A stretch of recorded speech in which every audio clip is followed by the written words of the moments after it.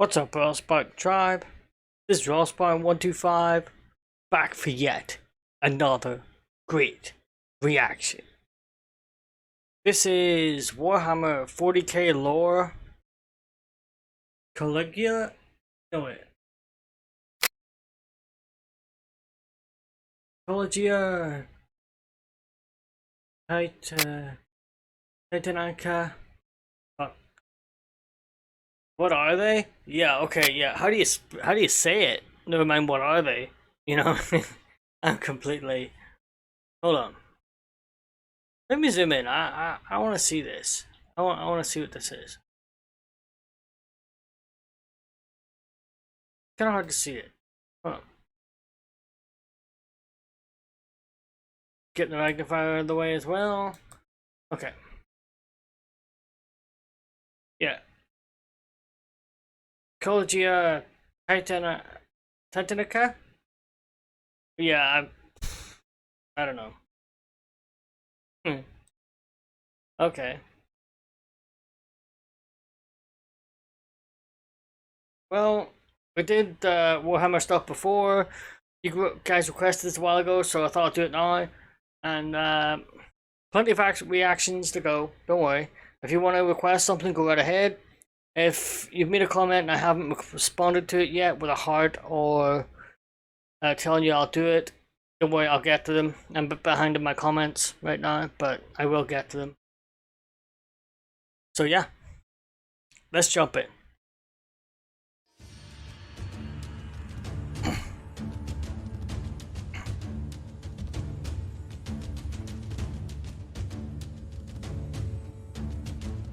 Oh, hold on. No weapon in the arsenal of the Imperium or the traitor equals the Titan on the battlefield, and the legion of such war machines can bring any world to its knees. In truth, a Titan has only three enemies: folly, hubris, and another of its own kind. Okay. Grandmaster Vulcus, Divisio Militaris. Jesus, these names. Okay. You're killing me with these names.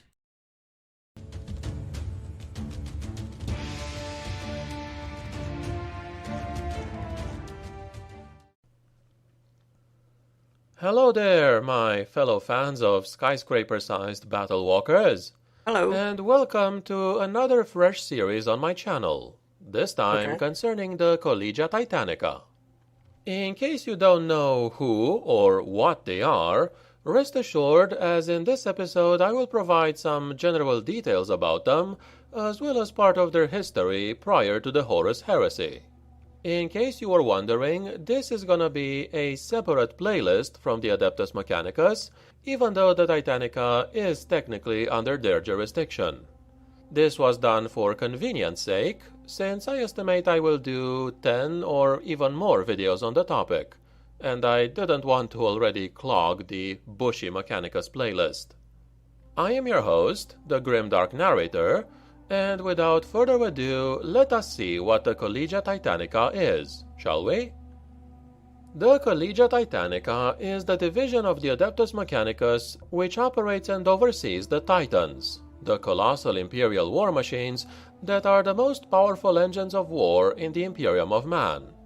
The Collegia is also more rarely known as the Adeptus Titanicus and the Legio Titanicus in ancient records from the Great Crusade and the Horus Heresy.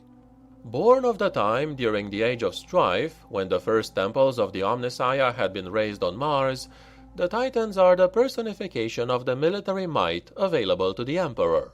Bristling with massive cannons and missile launchers capable of wreaking terrible havoc upon the enemy, they dominate the battlefields of the galaxy and are a testimony to the consummate skills of the tech priests of the cult Mechanicus. Every Titan is part of a larger unit called a Titan Legion or Legio. Each Titan Legion is based on a Mechanicus Forge world and remains under the direct control of the Adeptus Mechanicus, who jealously guard these mighty war machines and have the power to sanction which war zone they will commit them to. It is this power that gives the ruler of the Adeptus Mechanicus a lot of their influence when it comes to determining when the armies of the Imperium will fight. It is a power which is coveted by many factions. Okay, there's a lot of information here. I don't really know anything about Warhammer that much. And I've seen some of the other stuff, but sort of grazes the lore. This is like a lot of information for me to take in. So don't, forgive me if I look like I'm zoning out a little bit every once in a while. That's just me. Comes to determining when the armies of the Imperium will fight. It is a power which is coveted by many factions, especially the priests of the Ecclesiarchy, who would dearly love the support of Titans in their wars of faith. The Titan legions of the Adeptus Mechanicus are among the most powerful military entities within the Imperium of Man. Ancient and implacable, Titans are colossal engines of war, rightly known as god machines to the tech priests, who revere them as the physical embodiments of the machine god. Even the smallest class of Titan is mighty enough to destroy an entire tank squadron in the span of seconds, or level a city block. Each Titan Legion is its own ancient order, inextricably linked to the Forge world on which it is based. The Titan Legions are fierce and proud, each with its own historic alliances and rivalries, and its own unique character, which makes it somewhat similar to its counterparts among the chapters of the Adeptus Astartes. The Collegia Titanica is one of the most ancient pillars of the Adeptus Mechanicus. Each one of its titans is a bipedal metal giant, armed with weapons able to level entire districts, and protected by armor and void shields capable of shrugging off attacks from all but the heaviest of foes. Though few in number compared to the uncountable hosts of the Great Crusade, the Titan legions fought at the forefront of the Imperium's expansion. He says that there aren't many of these things out there, but someone tells me there doesn't need to be many of them. You know, yeah, a few would probably be more than enough to like decimate an army, for instance. Yeah. Hosts of the Great Crusade, the Titan legions fought at the forefront of the Imperium's expansion, carrying the light of unification to the benighted worlds of mankind. Mars eventually found itself cut off from Terra and all other human-settled worlds during this age of strife, and its leaders could no longer acquire sufficient food or resources to accommodate its large population. Mars was soon consumed by conflict, as its society drifted into anarchy and a new faith began to spread among its people. Sorry to stop us again, but so soon, but who else looks at this and thinks of RoboCop? Is it just me? Oh wow.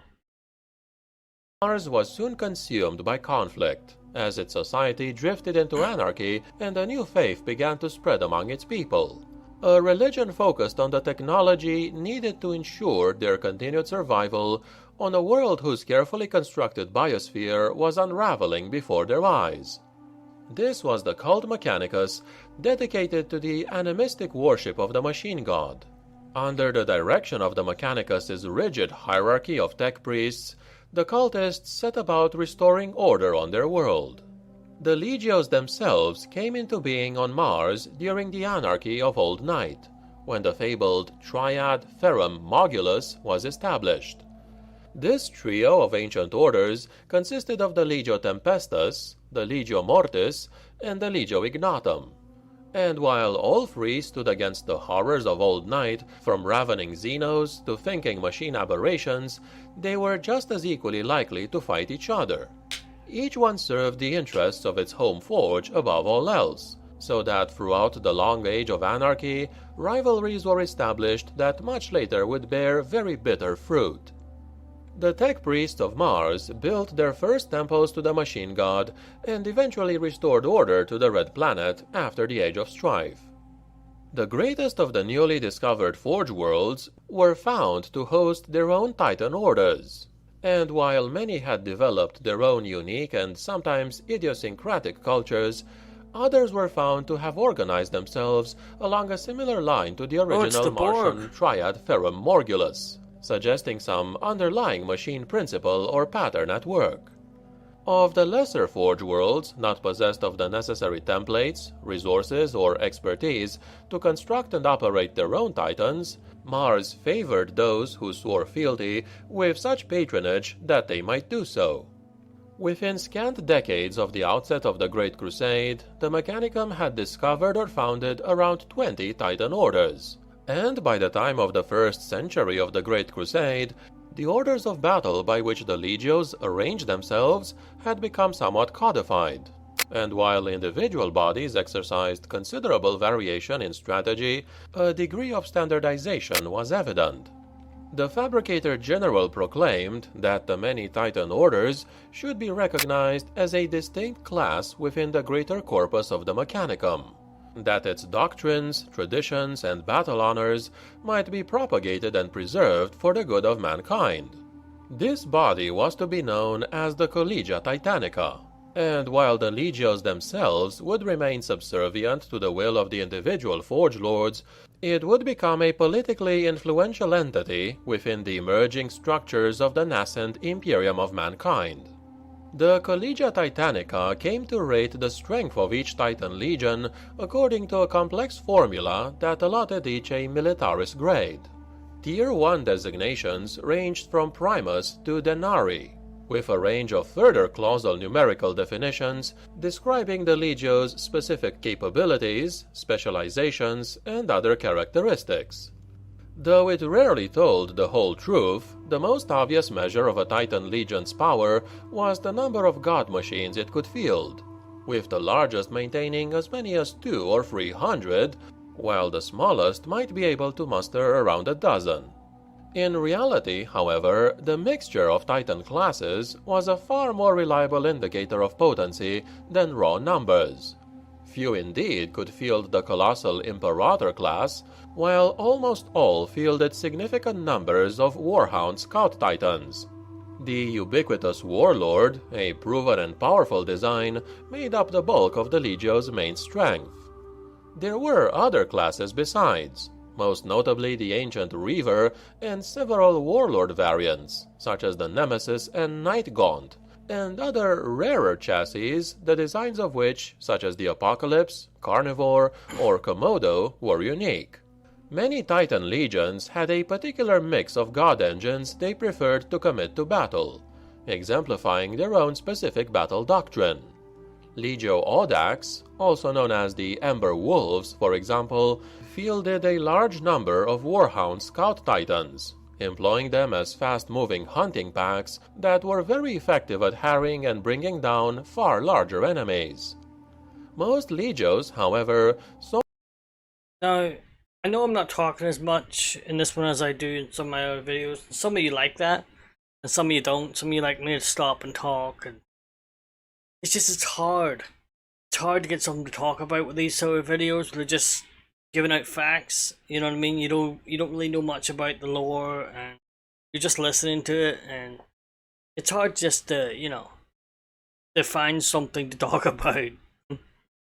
There it is. Them as fast-moving hunting packs that were very effective at harrying and bringing down far larger enemies. Most legios, however, sought to maintain a balanced and flexible force, able to prosecute a wide range of operations and confront many different enemies. Though some Titan legions used their own vernacular, the Collegia Titanica enforced a degree of standardization in unit nomenclature. Just from on the subject of me not talking so much, how big are these? I mean, honestly, like size-wise compared to a human being. I mean, I assume that the front of them is the cockpit, right? And if that's big enough for one person to sit in. You know what I mean? Yeah, that looks like it could be it. Maybe. Or is it more than one person can get into it? I don't know. Let me know. used their own vernacular, the Collegia Titanica enforced a degree of standardization in unit nomenclature. Depending on their role, Titans were fully capable of operating individually, and often did so when supporting conventional ground units were not available. In practice, they were often deployed in formations of anything from 2 to 10 god engines, but broken into formal units known as a maniple, comprising 5 god engines. The most senior Titan commander, or princeps, was appointed as the maniple's leader, and this force was considered sufficient to prosecute all but the most apocalyptic of battles. And last but not least, a short overview on the Collegia Titanica's personnel. Titan crews rank alongside the elite of the Imperial Navy in the skill with which they operate their mighty engines of war. Although compared to the crews of void-faring warships, they are far fewer in number. The Princeps is in total command of the Titan via a Mind Impulse Unit, or MIU, a complex and not entirely understood device which merges the mind and body with that of the engine so completely that the Princeps controls the Titan's metal form as they would their own flesh. Wow. The process is a two-way one, however, for each Titan, in particular the oldest machines, is invested of its own individual anima. This is the product of its deeds and its former masters, and which bleeds into the consciousness of the Princeps to create a gestalt of the two. So immersive is the connection that should the Titan suffer damage, the Princeps would feel it on his own skin. Severe damage is likely to cause crippling stigmata on the body of the Princeps, and should an engine suffer a killing blow, the neural feedback is almost certain to kill them. Assisting the Princeps are a number of specialist crew. Just makes me wonder, how would you get chosen for that? Is there like a certain... Did he tell me? I don't think he did. Is there like a certain way you get like chosen? I'm good. I don't need that. No, I'll be happy over here, just like turning things and pulling levers and stuff. I don't need that. That's no. To kill them. Assisting the Princeps are a number of specialist crew. The exact number and their roles dependent on the class of Titan, as well as the doctrines of the parent Legio. These are known as Moderati, and each has the responsibility of a different system, such as the sensors or the helm. Several of these Moderati are stationed at the Princeps' side within the head of the God Engine, while others are located elsewhere in the Titan's mighty form. The gun Moderati, for example, are often stationed in the carapace as near to the weapons as the Titan's complex anatomy allows. In addition, one or more tech priests watch over the God Engine's mighty plasma generator, assisted by a small cadre of servitors. While a lighter class of Titan, such as a Warhound, might only have a handful of crew, a Warlord might have dozens, and an Imperator even more. Not all of a Titan Legion's subjects serve within the mighty God Engines, for many more fight in their shadow. Each Forge World is served by massive cohorts of Skitari, Skutari, and Sekutari.